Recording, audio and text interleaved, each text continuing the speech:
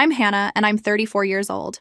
My family just uninvited me from Thanksgiving dinner because they said my divorce would embarrass them. So I decided to throw my own celebration at my new $1 million home, complete with 29 guests who actually appreciate my company. When the photos hit social media, well, let's just say my phone hasn't stopped ringing since. Where are you watching from today? Drop your location in the comments below and hit that like and subscribe button if you've ever felt like the black sheep of your family. You'll definitely want to stick around for what happened next. This story actually began 18 months ago, though I didn't realize it at the time. I was scrolling through my usual Wednesday evening routine of ignoring my mother's passive-aggressive texts when she called with her Thanksgiving ultimatum. "Hannah, we need to discuss Thanksgiving arrangements," she said in that tone she reserves for discussing unpleasant household maintenance. "Your father and I have been talking, and we think it would be best if you sat this year out." I nearly choked on my wine. Sat it out? Mom, it's Thanksgiving, not a tennis match. Don't be dramatic. It's just that with everything that's happened, your divorce and all, it would be awkward for the extended family. The Wheelers will be there. You know how they talk. And your cousin Janet just got engaged to that lovely lawyer. We don't want your situation casting a shadow over her happiness. My situation. As if my ex-husband Mark cheating on me with his dental hygienist was some kind of lifestyle choice I'd made to inconvenience family gatherings. Mom, I'm not contagious. Divorce isn't transmitted through turkey sharing. There's no need for sarcasm, Hannah. We're thinking of what's best for everyone. Maybe you could take the children somewhere nice, make your own traditions. Disney World, perhaps? The children. My 8-year-old Sophie and 6-year-old Tyler, who had been looking forward to seeing their grandparents, aunts, uncles, and cousins, who had already made construction paper turkeys in art class specifically for Grandma Carol's refrigerator. And what exactly am I supposed to tell Sophie and Tyler? Tell them Mommy wanted to do something special. Just the 3 of you. They're young. They'll understand. No, what they'd understand is that Grandma and Grandpa didn't want them around because Mommy had failed at marriage. I could already picture Sophie's confused face when I explained why we wouldn't be going to the big family dinner she'd been talking about for weeks. "This is unbelievable, Mom. I'm your daughter." "Of course you are, honey. That's exactly why we're trying to protect you from an uncomfortable situation. People will ask questions, want details about the divorce. It's better this way." Better for whom, I wondered. Certainly not for me, sitting alone with my kids while the rest of the family gathered around the same dining room table where I'd spent every Thanksgiving for the past 34 years. But here's what my mother didn't know yet. What none of them knew. The divorce settlement negotiations were nearing completion, and Mark's attempts to hide assets hadn't gone quite as planned. My lawyer had been methodically building a case for over a year, and the forensic accountant's findings were becoming very interesting indeed. That modest 3-bedroom colonial we'd shared was about to become ancient history. Let me back up and tell you how this whole disaster started. Because the timeline matters, and trust me, it gets much worse before it gets better. 15 months ago, I was still Hannah Morrison, devoted wife and mother, living in our modest suburban Connecticut home with no idea my husband had been conducting more than dental procedures in his office. I discovered Mark's affair the way most wives do, through sheer accident, mixed with that nagging feeling that something wasn't right. He'd been working late more often, taking weekend conferences that never appeared on any dental association calendars I could find online. His phone had developed a mysterious need to be face down at all times, and his shower routine had suddenly expanded to include cologne application at 8 p.m. The smoking gun came when Sophie needed her retainer adjusted, and I decided to surprise Mark with lunch at his office. I'd done this dozens of times before, usually calling ahead, but that day I wanted it to be spontaneous. Something romantic to spice up our marriage that had settled into comfortable predictability. I walked into the office carrying Thai food from his favorite restaurant, expecting to find him reviewing patient charts. Instead, I found him reviewing his dental hygienist's anatomy with his tongue. Brittany, 23 years old, bleached blonde hair and apparently very flexible, based on the position I found them in on his examination chair. They were so engrossed in their procedure that neither noticed me standing in the doorway holding pad thai that suddenly smelled nauseating. I stood there for what felt like hours, but was probably only seconds, watching my husband demonstrate techniques they definitely don't teach in dental school. Then I did something that surprised even me. I didn't scream, didn't throw the food, didn't cause the dramatic scene you see in movies. I simply took out my phone and started recording. "Don't stop on my account," I said calmly when they finally noticed me. "I'm sure your patients would love to see this level of personal attention." Mark scrambled off Brittany so fast he nearly fell off the chair. "Hannah, this isn't what it looks like." "Really?" "Because it looks like you're performing an oral examination without gloves." which violates several health department regulations.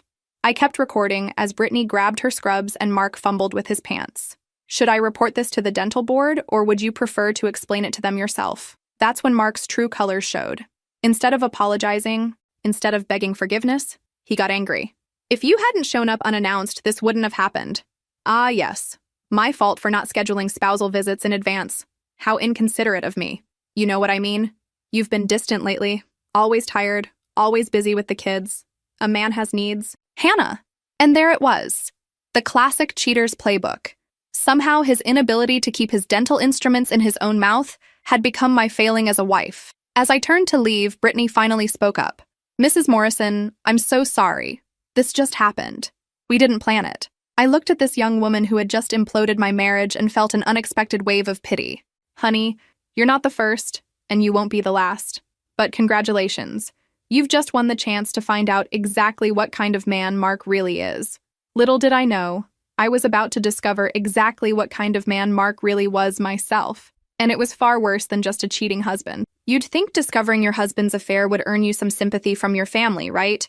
Wrong. Apparently, in the Morrison family handbook, catching your spouse cheating is less important than maintaining social appearances. I called my mother immediately after leaving Mark's office, needing someone to tell me I wasn't crazy for feeling betrayed. Mom, I just caught Mark with his dental hygienist. In his office. On the examination chair. There was a pause. Oh, Hannah, are you sure it wasn't just a misunderstanding? Unless dental school now teaches French kissing as standard procedure? I'm pretty sure. Don't be crude. These things happen in marriages. The important thing is working through it. Working through it. As if infidelity was like a clogged drain that just needed some Drano and elbow grease. Mom, he was cheating on me. With his employee in his workplace. Marriage is hard work, honey. Sometimes people make mistakes when they're feeling unappreciated or neglected. Without even hearing Mark's side, my own mother had decided this was somehow my fault. So I should just forgive him and pretend it never happened? I'm saying you should think about Sophie and Tyler before making any hasty decisions. Children need stable homes, not broken families. Stable homes. Where daddy cheats on mommy and mommy pretends everything is fine. Where children learn that love means accepting betrayal, and women should be grateful for whatever scraps of respect they receive. My father's reaction was equally disappointing. When I showed up at their house that evening with the kids, needing somewhere to stay while I figured out my next move, he pulled me aside. Hannah, I've always respected Mark. He's a good provider, steady with the children. Every marriage goes through difficult periods. This isn't a difficult period. Dad, this is adultery. That's a very dramatic word. Look, I understand you're hurt, but divorce? That's permanent. That affects your reputation, your children's future. My reputation. Not my happiness, not my self-respect, not the example I was setting for my children. My reputation in a community where apparently being a divorced woman was worse than being a cheated-on wife. What about Mark's reputation? Shouldn't cheating on his wife affect that? Men make different kinds of mistakes than women do. Society understands that. But a divorced woman, especially with children, that's a harder situation to navigate. My brother David's response was the most infuriating. Hannah, you need to be practical here. Mark makes excellent money, provides health insurance, has an established business. You want to throw that away because of one indiscretion? One that I know about. Even if there were others. Is that really worth destroying your family over? Sophie and Tyler need their father. They need parents who respect each other. They need financial stability and a two-parent household. You've been out of the workforce for years. What are you going to do? Support 2 kids on whatever job you can find. That was the moment I realized my family saw me not as their daughter and sister, but as a liability.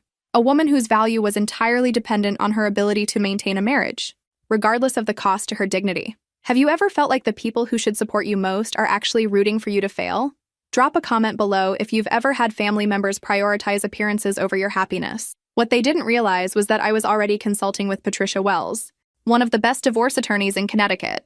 And Patricia had some very interesting questions about Mark's financial disclosures. 6 months into the divorce proceedings, I discovered something fascinating about Mark's business practices. Remember how my family kept emphasizing what a good provider he was? Turns out he was providing much more than any of us knew, just not for his family. My lawyer, Patricia Wells, was the kind of woman who wore power suits like armor and had built her reputation on dismantling cheating husbands' attempts to hide assets. Hannah, your husband's been very creative with his bookkeeping. We need to dig much deeper. Mark had been claiming his dental practice was struggling financially, that he could barely afford reasonable child support payments. But Patricia's forensic accountant, whom we'd hired after months of suspicious documentation, found some interesting discrepancies. Equipment purchases that seem inflated, business trips that don't align with any dental conferences, rent payments to a property management company that doesn't exist, Patricia explained during one of our lengthy meetings. He's been funneling money through his business to make it look less profitable than it actually is. The investigation took 8 months. 8 months of detailed financial analysis, subpoenas, and discovery requests. What we found was systematic financial deception going back at least 3 years. A separate business bank account that Brittany had access to, property investments hidden in his mother's name, even a small apartment downtown that he claimed was for business storage, but was conveniently furnished with a bed and expensive wine collection. When we finally presented our findings in mediation, Mark's cocky attitude evaporated faster than his claims of financial hardship. His lawyer looked like he'd aged a decade during our presentation. "These accusations are completely unfounded," Mark sputtered. "I've been completely transparent about my finances." Patricia slid a bank statement across the table. "Then perhaps you can explain this series of $50,000 transfers to accounts in the Cayman Islands?" Mark's face went white. "Those are legitimate business investments." "In what business? Because according to the documentation we've obtained, those accounts appear designed specifically to hide marital assets from your wife." The mediation that Mark thought would result in him paying minimal support and keeping most of his assets turned into a very different conversation. By the end of that long day, I was looking at a settlement that included half of everything he'd tried to hide, plus additional compensation for his attempts at financial fraud. But the real surprise came when Patricia handed me a folder marked Property Assessments. "Your settlement will include enough for a substantial down payment on a very nice house. Hannah, the kind of house that makes a statement about your independence." Over the following weeks, I spent my time house hunting in Connecticut's more desirable neighborhoods. Not because I needed a mansion, but because I wanted Mark and my family to understand exactly how wrong they'd been about my prospects as a divorced woman. The house I found was perfect. A contemporary colonial on 2 acres in Fairfield County. 4 bedrooms, 3.5 bathrooms, gourmet kitchen, and a pool that would make the country club envious. The kind of house my family had never imagined I could afford. When I made the offer 3 months later, I used my maiden name for the first time in years, Hannah Mitchell. It felt like putting on clothes that actually fit after wearing someone else's wardrobe too long. The sellers accepted my offer within days. With a substantial down payment and excellent credit, I was able to close within 6 weeks. As I signed the papers, I couldn't help but smile thinking about Mark's reaction when he discovered where his hidden assets had ended up. But I had no idea that Mark's financial deceptions were just the tip of the iceberg. Moving into my new house felt like stepping into a life I'd always been meant to live. The previous owners had impeccable taste, and most of the furniture conveyed with the sale, so within 2 months of closing, I was living in magazine-worthy perfection. Sophie and Tyler adjusted to their new rooms with the resilience that children possess. Sophie claimed the bedroom with the built-in window seat overlooking the garden, while Tyler chose the one with the view of the pool. Their excitement about their new home was infectious, and for the first time in over a year, I felt genuinely happy. But the best part wasn't the house itself. It was watching Mark's face when he came for his first visitation pickup at my new address. He pulled into my circular driveway in his BMW, which suddenly looked modest against the backdrop of my new circumstances. "Quite the upgrade," he said, unable to hide the bitterness in his voice. "The divorce settlement has been very generous," I replied cheerfully. "Thanks for making it possible." He wanted to say more, but the kids were already running toward his car, excited to tell him about their new rooms and the pool they'd been using all summer. That's when I started planning my Thanksgiving celebration. If my family thought I'd be spending the holiday alone, feeling sorry for myself, they were about to be very disappointed. I called my friend Jessica first. We'd lost touch during my marriage years, but she'd reached out after hearing about my divorce, offering support without judgment. "Jessica, what are your Thanksgiving plans this year?" "Oh, the usual family chaos at my sister's house. Why? Want to come to mine instead?" "I'm hosting a real celebration this year." "You're hosting? Hannah, that's wonderful. Of course I'll come." Next was my former college roommate, Sarah, who lived in California now, but had been planning to spend Thanksgiving alone since her kids were with their father that year. "Pack your bags," I told her. "You're flying to Connecticut." I called my neighbor, Mrs. Patterson, the 78-year-old widow who lived alone in the estate next door. She'd been incredibly welcoming when I moved in, bringing homemade cookies and offering help with anything I needed. "Mrs. Patterson, I'm having a Thanksgiving dinner and I'd love for you to join us." "Oh, my dear, that's so kind, but I wouldn't want to impose on your family celebration." "You wouldn't be imposing. You'd be honoring us with your presence." One by one, I invited people who deserved to be celebrated. My hairdresser, Maria, who'd been working through the holiday, the barista from my favorite coffee shop, Kevin, who'd been dreading his first Thanksgiving since coming out to his family, my children's teachers, who went above and beyond every day but rarely got proper appreciation. Within 2 weeks, I had 29 confirmed guests for Thanksgiving dinner. People who understood loyalty, kindness, and the importance of chosen family over biological obligation. I hired a caterer, ordered fine wines, and arranged for professional photography. The menu was everything my mother's traditional Thanksgiving wasn't. Heritage turkey with truffle stuffing, maple bourbon glazed ham, lobster mac and cheese, roasted vegetables with exotic spices, and desserts that belonged in a French patisserie. The night before Thanksgiving, as I put finishing touches on my preparations, my phone rang. It was my sister Claire. Hannah, Mom told me about your dinner party tomorrow. It sounds lovely. It's not a party, Claire. It's Thanksgiving dinner with people who actually want to celebrate with me. Look, I know you're hurt about not being invited to Mom and Dad's, but maybe this could be a fresh start. Maybe after tomorrow we could all get together and work things out. Work things out, as if their rejection of me and my children was just a scheduling conflict. Claire, there's nothing to work out. There's nothing to... You all made your choice. But as I hung up the phone, I realized she was right about one thing. Tomorrow would definitely be a fresh start. Thanksgiving morning dawned crisp and clear, the kind of perfect November day that makes Connecticut look like a postcard. I woke up early, not from anxiety, but from genuine excitement about the day ahead. Sophie and Tyler helped me set the table, arranging place cards and folding napkins with the seriousness of wedding planners. They'd been so excited about our special Thanksgiving that they'd made handmade decorations and written thank you notes for each guest.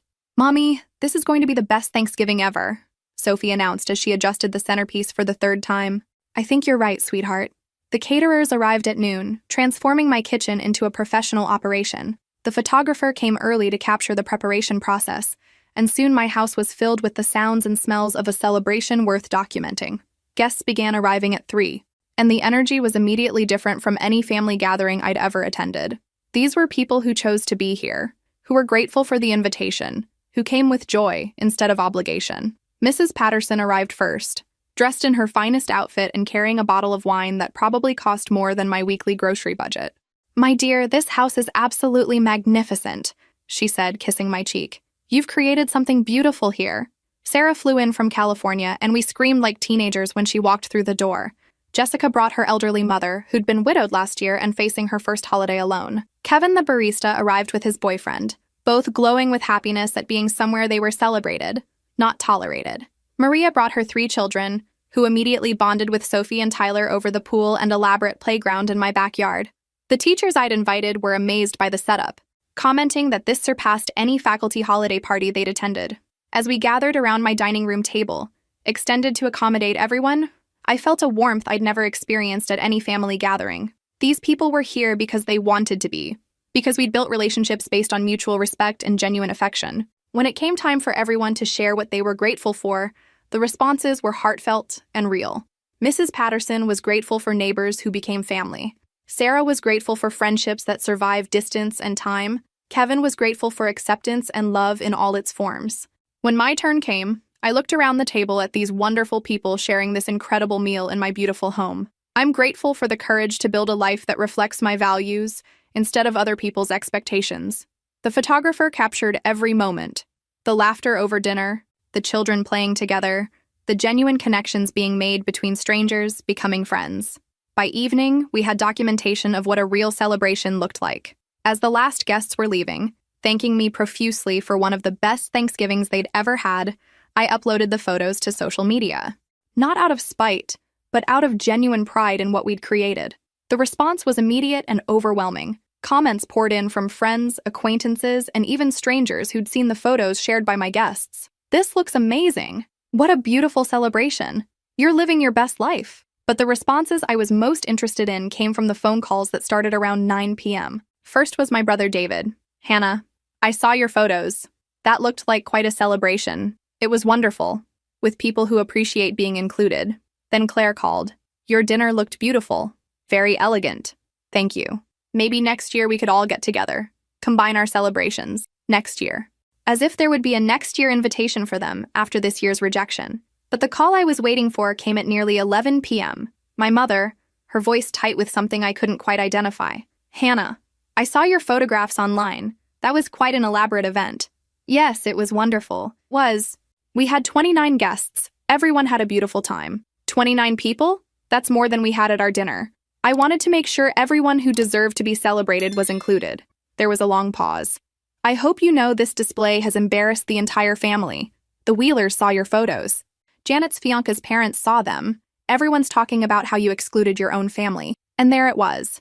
They weren't upset that I'd been excluded. They were upset that I'd succeeded anyway. But as I hung up the phone and looked around my beautiful, quiet house, I realized something important. For the first time in my life, I didn't care what they thought. That feeling of liberation was about to become even more important than I imagined. The aftermath of my Thanksgiving celebration was even more entertaining than the dinner itself. Within 2 weeks, I was getting calls from people I hadn't heard from in years, all suddenly very interested in reconnecting with their dear friend Hannah. Distant relatives who'd somehow obtained my number sent lengthy texts about how family should stick together. Aunt Patricia, my father's sister who'd openly criticized my career choices for years, left voicemails praising my entrepreneurial spirit and wondering if I might be interested in investing in her son's startup. The most amusing was my former sister-in-law, Mark's sister Rachel, who'd been notably absent during my divorce proceedings. She showed up at my door uninvited on a Saturday morning, holding a store-bought coffee cake and wearing her most apologetic smile. Hannah, I've been meaning to reach out. I feel terrible about how everything went down with Mark. Do you? I asked, not inviting her in, because I remember you taking his side pretty decisively during the divorce. I was just trying to stay neutral. You know how it is with family loyalty. Family loyalty. The same family loyalty that had her telling people at her book club that I was probably cheating too, and that Mark was the real victim here. What can I do for you? Rachel? Well, I was hoping we could put all that behind us. Maybe have dinner sometime. Let the kids spend time together again. Jake really misses Tyler and Sophie. Jake, her 10-year-old son who'd been one of Tyler's best friends before the divorce, divided loyalties along predictable lines. Rachel had made it clear that her son wouldn't be playing at that woman's house anymore. That's interesting timing, I said. What changed your mind? She shifted uncomfortably.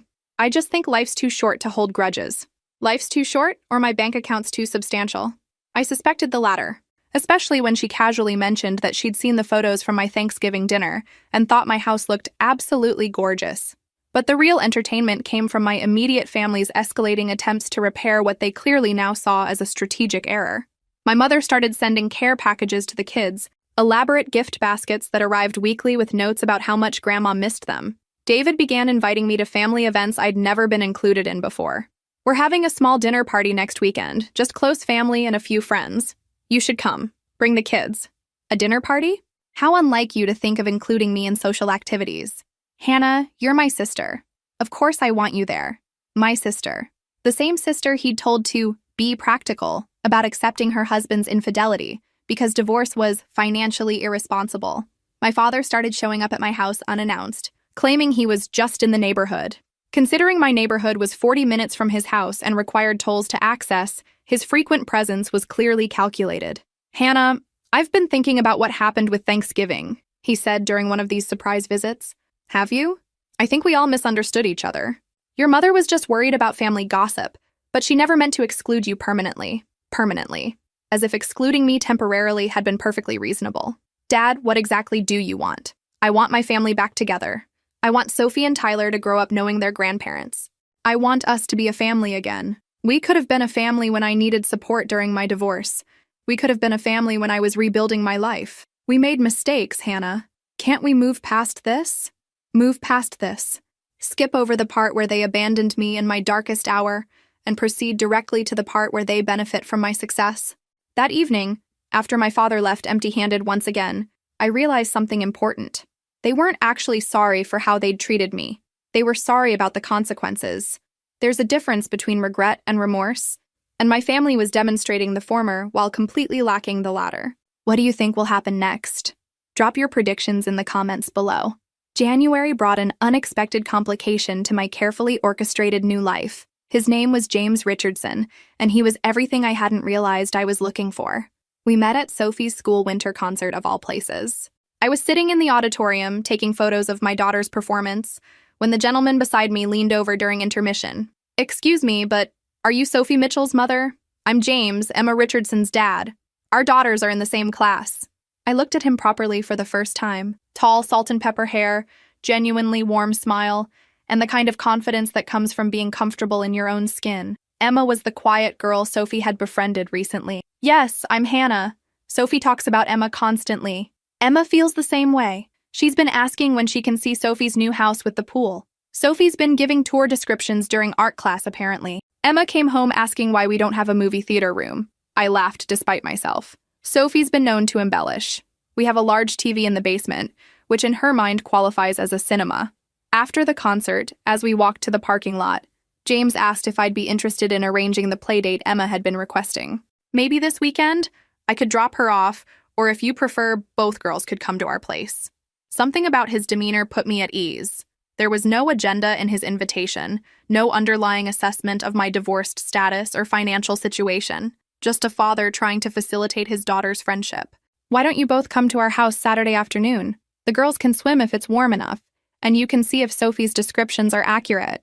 Saturday arrived with unseasonably warm weather for January, which meant pool time was definitely possible. James arrived with Emma and a bottle of wine for the adults and homemade cookies from Emma's kitchen. You bake? I asked as Emma and Sophie disappeared toward the pool area. Emma bakes, I supervise, and try not to burn anything. She's been on a cookie kick since Christmas. Speaking of holidays, how was your Christmas? Quiet. Emma's mother lives in California now, so it was just the two of us. We made pancakes for breakfast and watched movies. Very low-key. Divorced father, primary custody, no drama or bitterness in his voice when mentioning his ex-wife. My radar for red flags had been permanently activated after Mark, but James seemed refreshingly normal. As the afternoon progressed, I found myself genuinely enjoying adult conversation that didn't revolve around my divorce, my family drama, or my financial situation. James was a veterinarian with his own practice, passionate about animal welfare, and completely unimpressed by material displays of wealth. This is a beautiful house, he said as I gave him the tour Emma had been requesting. But I have to say, the best part is watching how happy Sophie is here. She's got such confidence, such joy. That's not something you can buy. Thank you. It's been an adjustment period for all of us. Divorce is tough on kids, but you're clearly doing something right. When he left that evening, he asked if I'd be interested in having dinner sometime. Just adults? Somewhere Emma can't critique my table manners. I said yes before I could overthink it. Our first date was supposed to be casual dinner at a local restaurant. Instead, we closed the place down, talking for hours about everything except the obvious topics. He didn't ask about my divorce settlement, my family situation, or my ex-husband. Instead, we discussed books, travel dreams, parenting philosophies, and the challenges of starting over in your 30s. I have to admit, he said as we walked to our cars, I was nervous about tonight. Why? Single father, dating again after 3 years, meeting a woman who clearly has her life figured out. It's intimidating. My life figured out? James, 18 months ago, I was married to a cheating dentist and estranged from my entire family. I'm making it up as I go along. Well, you're doing a remarkable job of improvising. That's when I realized something terrifying and wonderful. I was falling for someone who liked me for who I was, not what I had or what I represented. By our third date, I was ready to introduce the complication of my family situation. James, there's something you should know about me. My family and I are currently not speaking. May I ask why? I told him the entire story. He listened without judgment, asking questions only for clarification. So your family rejected you when you needed support, then wanted back in when you found success? That's the simplified version, yes. And how do you feel about that? Such a simple question, but no one had asked me that. Disappointed, angry, but also relieved. I'm finally seeing them clearly. That makes perfect sense. Sometimes the people who hurt us most are the ones who force us to become who we're meant to be. But my family was about to meet him sooner than I'd planned. February brought the inevitable collision between my old life and my new one. My mother had been increasingly persistent about healing our family rift, which translated to increasingly desperate attempts to insert herself into my social circle. The breaking point came when she showed up at Sophie's 8th birthday party uninvited. I'd planned a small celebration at my house. Just Sophie's closest friends and their parents, plus James and Emma. Nothing elaborate, just cake, pizza, and pool games, since I'd had the pool heated for winter use. Sophie had specifically requested no big family drama for her birthday, which should have been my first clue that even an 8-year-old could see the toxic dynamics I'd been dealing with for decades. The party was in full swing when my mother's car pulled into my driveway. I watched through the kitchen window as she emerged carrying an enormous wrapped present and wearing her most determined smile. "Hannah!" she called out as she walked through my front door without knocking. Surprise! I couldn't miss my granddaughter's birthday. Every conversation in my living room stopped. Sophie looked confused, the other parents looked uncomfortable, and James raised an eyebrow in my direction. Mom, this is a private party. You weren't invited. Oh, don't be silly. I'm Sophie's grandmother. Of course I belong here. Sophie ran over to hug her, because children are programmed to love their grandparents unconditionally. My mother immediately began playing to her audience. Sophie, darling, you look absolutely beautiful. And this house, Hannah, it's even more stunning than in the photographs. Photographs. She'd been studying my social media posts like intelligence reports. Grandma, this is my friend Emma, and this is Emma's daddy. Mr. James, Sophie announced.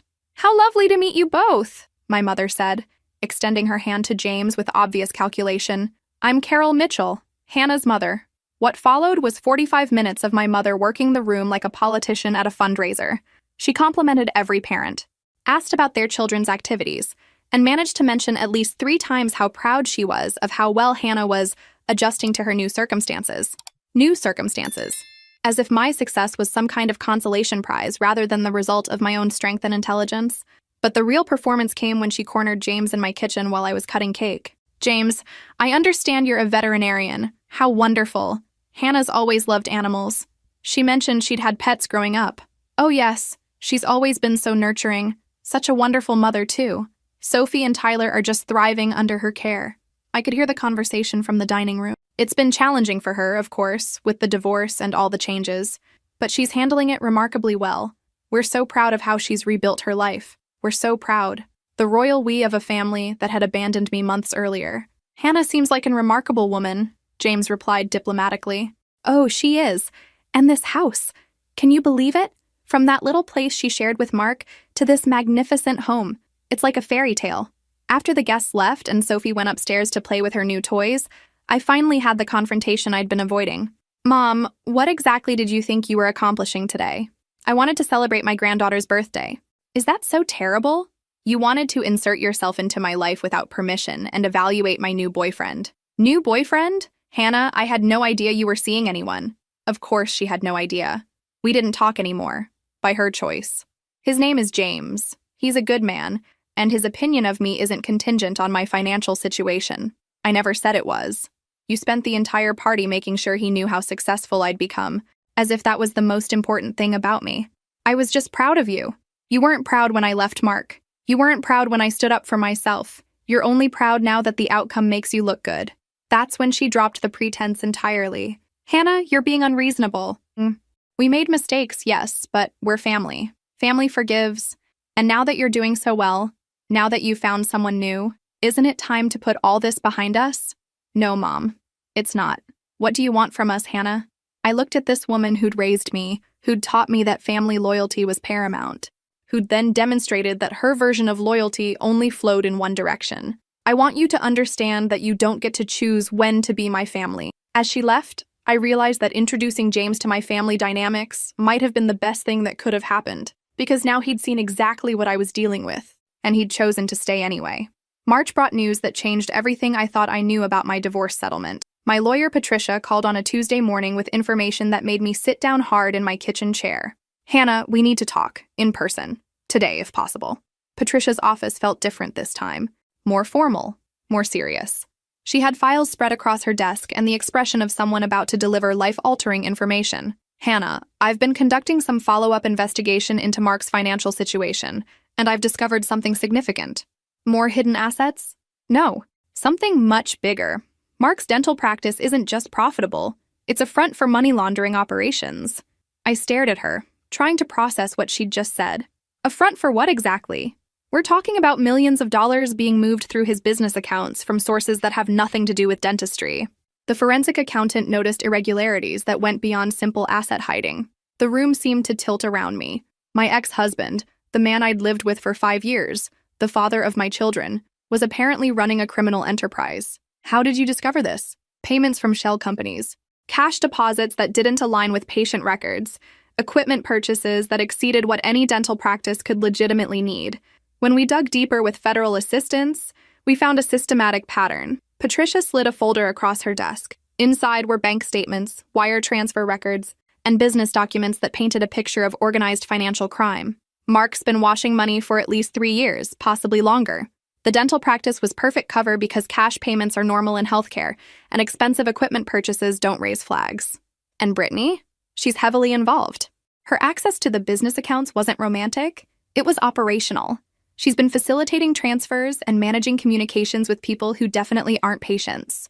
I felt nauseated, not because I still cared about Mark, but because I realized how close my children and I had come to being implicated in federal crimes.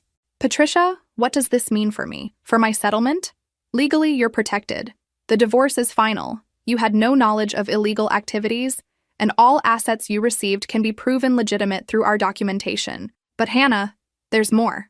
There was more.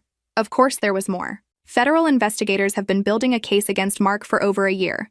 They approached me yesterday because they need your cooperation. My cooperation? You lived in the house where he conducted business calls. You had access to his computers, his files, his phone records. You might have seen or heard things that could help their case. I thought back to all those late nights Mark had claimed he was working, all those mysterious phone calls, all those business trips that never quite added up. What happens if I cooperate? You help put a criminal behind bars and ensure he never has the opportunity to endanger your children again. And if I don't? The investigation continues without your help, but it might take longer to build a solid case. And Hannah, there's something else you need to know. I wasn't sure how much more devastating information I could absorb. Mark's been trying to modify custody arrangements. His lawyer filed a motion claiming that your extravagant lifestyle indicates you're not providing stable environment for the children. The irony was breathtaking. The man who'd been laundering money for criminals was claiming I was the unfit parent because I'd used my legitimate settlement to buy a nice house. He doesn't know that we know about his criminal activities yet, but if he's trying to change custody, it's possible he's planning to disappear with the children. The thought of Mark taking my children and fleeing to avoid federal prosecution made my blood run cold. That evening, after the kids were in bed, I called James. He'd become my sounding board for major decisions. James, I need to tell you something about Mark that I just learned myself. I explained everything Patricia had told me, watching his expression grow more serious with each detail. Hannah, you need to cooperate with federal investigators immediately. I know. I'm scared, though. Not for me, but for what this means for Sophie and Tyler. It means their father is a criminal who's been putting their safety at risk for years. You're protecting them from someone who was never worthy of being their father. The next morning, I called the federal contact Patricia had given me. The federal raid on Mark's dental office happened on a Thursday morning in late March, while Sophie and Tyler were safely at school. I watched the news coverage from my living room, seeing my ex-husband led away in handcuffs on every local channel. My phone started ringing immediately. First Patricia, confirming that everything had proceeded according to plan. Then my mother, who'd apparently seen the news and was calling with what she probably thought was concern. Hannah, this is just terrible. Poor Sophie and Tyler seeing their father on television like this. Poor Sophie and Tyler were safely at school, unaware that their father's criminal enterprise had just collapsed. I'd made sure of that by arranging for them to spend the afternoon at James's house until the initial media frenzy died down. Mom, the children are fine, they're protected. But the scandal, what will people think? What will people think? Even in the face of federal crimes and money laundering, my mother's primary concern was still about appearances. People will think their father was a criminal who got what he deserved. You don't have to sound so pleased about it. I wasn't pleased that my children's father was a criminal, but I was absolutely pleased that he was being held accountable. The real shock came later that afternoon, when Agent Sarah Chen called with an update. Mrs. Mitchell, we need to discuss something that's come to light during our investigation of your ex-husband's communications. What kind of something? It appears certain family members have been in contact with Mark recently, providing him with information about your activities, your relationship with James Richardson, and your financial situation. The world tilted around me again. What kind of information? Phone records show regular calls between your mother and Mark's personal cell phone over the past 4 months. During questioning, Mark admitted that your mother had been updating him on your social media posts, your new relationship, and details about your house and lifestyle. I sat down heavily on my couch, trying to process this betrayal on top of everything else. Agent Chen, why would my mother be talking to my ex-husband? According to Mark, your mother contacted him initially expressing concern that you were becoming too comfortable with your new situation. She apparently believed that if Mark could regain custody of the children, you'd be forced to reconcile with your family for support.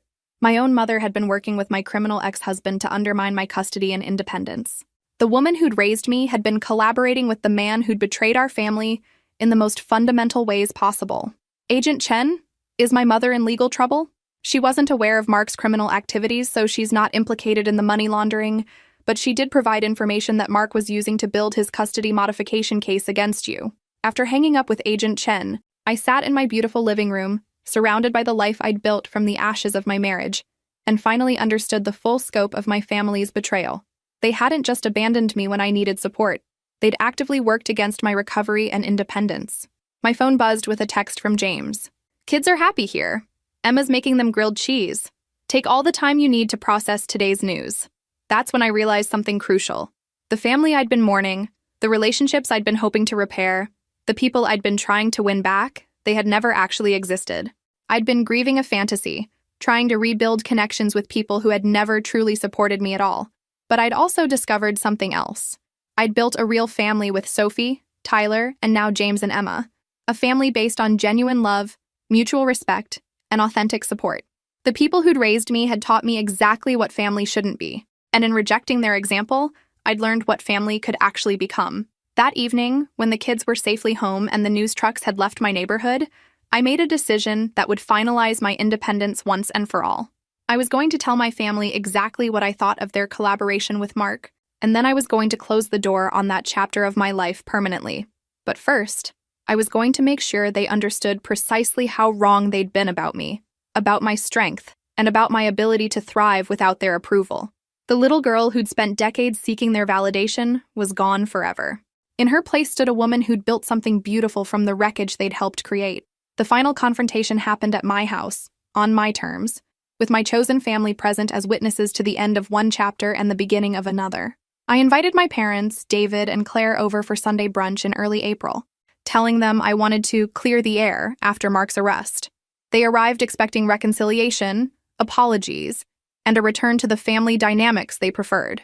Instead, they found James, Emma, Sophie, and Tyler in my kitchen, along with Agent Chen, who'd agreed to be present in case there were any questions about the federal investigation. "Hannah, what's all this?" my mother asked, clearly uncomfortable with the formal atmosphere. "This is the conversation we should have had 18 months ago. Please sit down." I'd prepared for this moment, organized my thoughts, and decided exactly what needed to be said. No more family politeness, no more avoiding conflict, no more protecting their feelings at the expense of my own truth. I want you all to understand what happened during Mark's arrest and what role you played in the events leading up to it. Agent Chen stepped forward. "Mr. and Mrs. Mitchell, I'm Agent Sarah Chen with the FBI. During our investigation into Mark Morrison's criminal activities, we discovered that Mrs. Carol Mitchell had been providing him with information about Hannah's personal life and financial situation." My father's face went white. "Carol, what is she talking about?" My mother's careful composure cracked. "I was just trying to help. Hannah was being so stubborn about the family, and Mark seemed genuinely concerned about the children's welfare." "Mom, Mark was laundering money for organized crime. He was using information about my life to build a custody case designed to help him flee the country with my children." "I didn't know that." "You didn't know because you didn't care to know. You were so determined to prove I couldn't survive without this family that you collaborated with a man who'd already proven he couldn't be trusted." David tried to interrupt. "Hannah, that's not fair. Mom was just worried about you." "Worried about me?" "She uninvited me from Thanksgiving because my divorce might embarrass the family. She told Mark about my relationship with James, my financial situation, and my children's activities. She was working against me, not for me." I turned to Claire. "And you were equally complicit. Every family gathering I wasn't invited to, every conversation about how I needed to be more reasonable about Mark's affair, every suggestion that I should prioritize keeping the family together over my own dignity." "Hannah, we love you," Claire said weakly.